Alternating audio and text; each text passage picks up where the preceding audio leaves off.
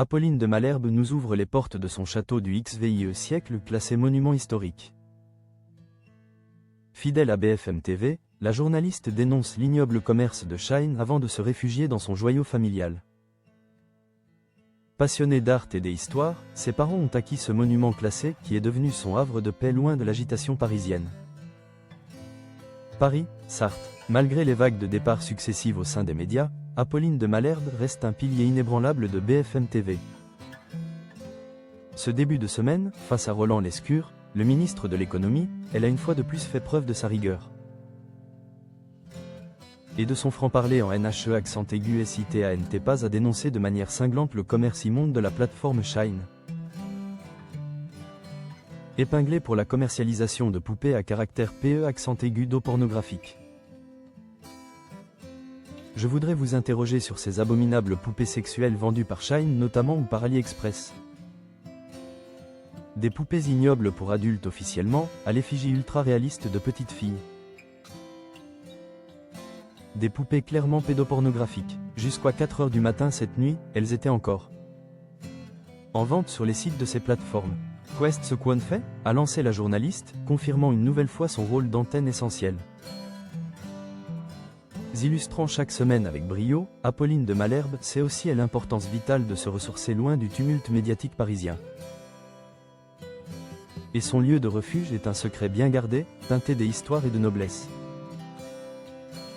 Depuis 10 ans, les parents des Apolline de Malherbe sont les heureux propriétaires d'un magnifique château niché au cœur de la Sarthe. À Poncé-sur-le-Loir, selon les révélations du journal de la maison, issu d'une famille noble et descendante directe du poète François de Malherbe, la journaliste a la chance inouïe de pouvoir s'exiler régulièrement dans ce bijou historique datant du XVIe siècle.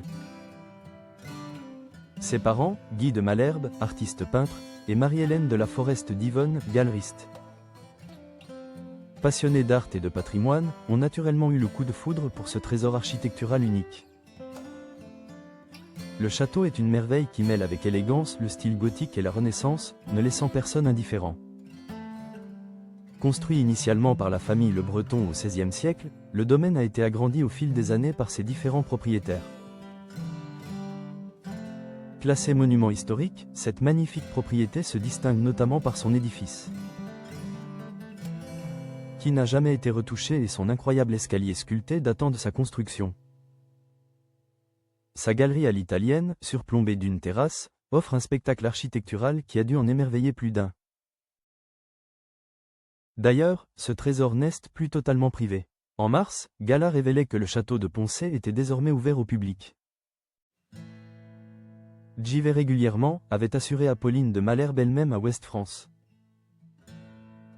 Nul doute qu'en ces lieux empreints d'histoire et de sérénité, sa fière progéniture trouve également son équilibre. Mère de 4 enfants, dont ses 2 aînés, nés en 2006 et 2010, issus de sa relation avec Alexis Morel. Celle qui partage aujourd'hui sa vie avec le psychanalyste Harold Ozzi a réussi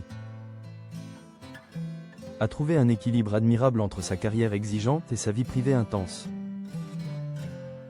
Elle s'efforce de transmettre à ses enfants des valeurs d'autonomie et de courage. Je vois mes 4 enfants grandir, et à mes garçons comme à mes filles, j'essaie de donner le goût de la liberté, de l'indépendance et de l'émancipation, y compris vis-à-vis de leur mère, avait-elle confié à Marie-France. Dans cette quête d'équilibre, la journaliste peut compter sur le soutien indéfectible de son compagnon.